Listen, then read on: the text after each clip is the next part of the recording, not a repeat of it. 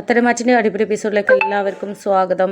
അങ്ങനെ നമ്മുടെ നവ്യയും അഭിയും കൂടെ പുറത്തു പോയിട്ടൊക്കെ തിരിച്ചു വരുന്നുണ്ട്. അത് കണ്ടിട്ട് നമുക്ക് ദേവയാനിക്ക് അത്രയ്ക്ക് ഇഷ്ടപ്പെടുന്നില്ല. കാരണം നവ്യ അത്രയ്ക്കും അഹങ്കാരം കാണിക്കുന്നത് കൊണ്ട് തന്നെ ഇവനൊരു പണി കൊടുക്കണം, ഇവന് നിന്ന് തിരിയാനുള്ള സമയം കൊടുക്കരുത്. ഞാൻ പുറത്ത് പോകാൻ പറഞ്ഞ ശേഷം അത് കണ്ടുകൊണ്ടാണല്ലോ നവ്യക്കും പുറത്ത് പോകേണ്ട ആ ഒരു ചിന്താഗതി വന്നത്. അതിനെക്കൊണ്ട് വീണ്ടും ഇവനൊന്ന് പുറത്ത് പോയി കുറച്ചൊന്ന് കഷ്ടപ്പെടട്ടെ, ഇവനെ വീട്ടിൽ നിൽക്കാൻ സമ്മതിക്കാൻ പാടില്ല, കുറച്ചൊന്ന് ഓടിക്കണം എന്നൊക്കെ ചിന്തിച്ചിട്ട് ദേവയാനി അഭിയോട് പറയുന്നുണ്ട്, നീ എന്തായാലും ഫ്രഷ് ആയിട്ടൊന്നും ഇങ്ങോട്ട് വാ, നിന്നോടൊരു കാര്യം സംസാരിക്കാനുണ്ട് എന്നൊക്കെ പറയുന്നുണ്ട്. അപ്പോൾ ആ സമയത്ത് നവ്യ എന്താ അമ്മായിക്ക് എന്താ പറയാനുള്ളത് എന്നൊക്കെ ചോദിക്കുമ്പോൾ അത് നിന്നോടല്ല നിൻ്റെ ഭർത്താവിനോടാണ് പറയാനുള്ളത്, നിൻ്റെ ഭർത്താവാണത് കേൾക്കേണ്ടത് എന്നൊക്കെ പറയുന്നുണ്ട്. അപ്പോൾ ആ സമയത്ത് അമ്മായി പറഞ്ഞു ഞാൻ കേൾക്കാം എന്നൊക്കെ പറയുമ്പോൾ നിന്നോട് മാത്രമായിട്ട് പറയാനുള്ളതാണ്, നീ ഇങ്ങോട്ട് വാ എന്നൊക്കെ പറഞ്ഞ് വിളിക്കുന്നുണ്ട്.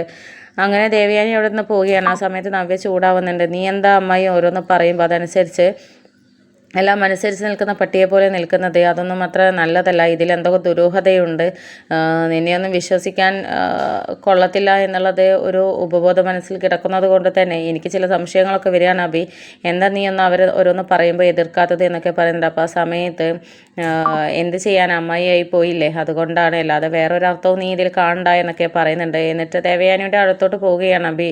അങ്ങനെ ആ സമയത്ത് ദേവയാനി പറയുന്നുണ്ട്, എനിക്ക് ചില സാധനങ്ങളും കൂടെ വാങ്ങാനുണ്ട്, അത് നീ ഇപ്പോൾ വാങ്ങിക്കൊണ്ടുവരണം എന്നൊക്കെ പറയുമ്പോൾ രാവിലെ എല്ലാം അമ്മായി പറഞ്ഞ സാധനങ്ങളൊക്കെ വാങ്ങിക്കൊണ്ടുവന്നത്, ഇനി എന്തോ വാങ്ങാനാ എന്നൊക്കെ ചോദിക്കുമ്പോൾ അത് ആ സമയത്ത് ഞാൻ പറയാൻ മറന്നു പോയതാണ്, 1-2 സാധനങ്ങളും കൂടെ വാങ്ങാനുണ്ട് എന്നൊക്കെ പറഞ്ഞിട്ട് വാങ്ങാനുള്ള ലിസ്റ്റ് അങ്ങ് കയ്യിൽ വെച്ച് കൊടുക്കുകയാണ്. അങ്ങനെ അവിടുന്ന് അഭി നൊടിഞ്ഞുകൊണ്ട് പുറത്തോട്ട് പോവുകയാണ്.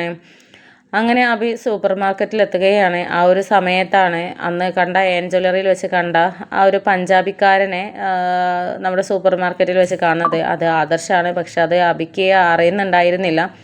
അങ്ങനെ സാധനങ്ങളൊക്കെ എടുത്തുകൊണ്ടിരിക്കുകയാണ് ആദർശ്. ആ സമയത്ത് അഭി അടുത്തോട്ട് ചെല്ലുന്നുണ്ട്. ഹായ്, ഹലോ സർ, നിങ്ങളന്ന് ജ്വല്ലറിയിൽ വന്നിട്ടുണ്ടായിരുന്നല്ലോ, അവിടെ വെച്ച് കണ്ട പരിചയമുണ്ട്, എന്താ ഇവിടെ സാധനങ്ങൾ വാങ്ങാൻ വന്നതാണോ എന്നൊക്കെ എന്നെ ചോദിക്കുന്ന സമയത്ത് ആദർശ്, ഈശ്വര പെട്ടല്ലോ, ഞാൻ എൻ്റെ സൗണ്ടിൽ സംസാരിച്ചാൽ ഇവനത് മനസ്സിലാകും, സൗണ്ട് മാറ്റി സംസാരിക്കാം എന്നൊക്കെ ചിന്തിച്ചിട്ട് വേറൊരു സൗണ്ടാക്കിയിട്ട് മറുപടി കൊടുക്കുന്നുണ്ട്.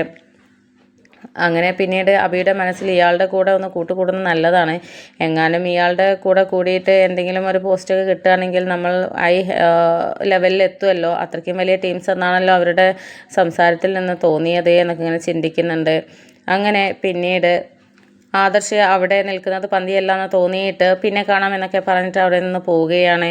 ആ ഒരു സമയത്ത് കൂടെ നയനയും ഉണ്ടായിരുന്നു. എന്നിട്ട് ആദർശ് നയനയോട് പറയുന്നുണ്ട്, അഭി ഇവിടെയുണ്ട്, നീ ശ്രദ്ധിച്ചോ, നമ്മൾ ഒന്നിച്ച് നിൽക്കുന്നത് കണ്ടാൽ അതാകെ പ്രശ്നമാകും എന്നൊക്കെ ചിന്തിച്ചിട്ട് പറഞ്ഞിട്ട് നമ്മുടെ നയനയും ആദർശും അവിടെ നിന്ന് പോകുന്നുണ്ട്. പക്ഷേ പോകുന്ന സമയത്ത് അഭി കാണുകയാണ്, ആ കാഴ്ച കാണുകയാണ്, അത് നയനയാണ് ആ ആദർശിൻ്റെ കൂടെ ഉള്ളത് എന്നുള്ളത് അഭി തിരിച്ചറിയുന്നുണ്ട്. ഇത് നയനേട്ടത്തിയാണല്ലോ, ഇതെന്താ ഇവിടെ, അതും പഞ്ചാബിക്കാരൻ്റെ കൂടെയാണല്ലോ ഇറങ്ങിപ്പോകുന്നത്, ഇനി അവർ തമ്മിൽ എന്തെങ്കിലും ബന്ധം ഉണ്ടാകുമോ, ആരായിരിക്കും ആ പഞ്ചാബിക്കാരൻ, നയനേട്ടത്തിക്ക് അയാളുമായിട്ട് ഇനി എന്തെങ്കിലും ബന്ധമുണ്ടാകുമോ? നയനേട്ടത്തി ഒറ്റയ്ക്കൊന്നും ഈ സമയത്ത് ഇറങ്ങി നടക്കാൻ സാധ്യതയില്ല, അതുകൊണ്ട് തന്നെ എന്തൊക്കെയോ ദുരൂഹതകളുണ്ട്. ഇനി ആദർശ് ഇവിടെ എങ്ങാനും ഉണ്ടോ, നയനേട്ടത്തിയുടെ കൂടെയും കാണുന്നില്ലല്ലോ, എന്തൊക്കെയോ ഇവിടെ മറഞ്ഞ് കിടപ്പുണ്ട്, എന്തൊക്കെയോ ഇവിടെ പ്ലാനിങ് നടക്കുന്നുണ്ട്.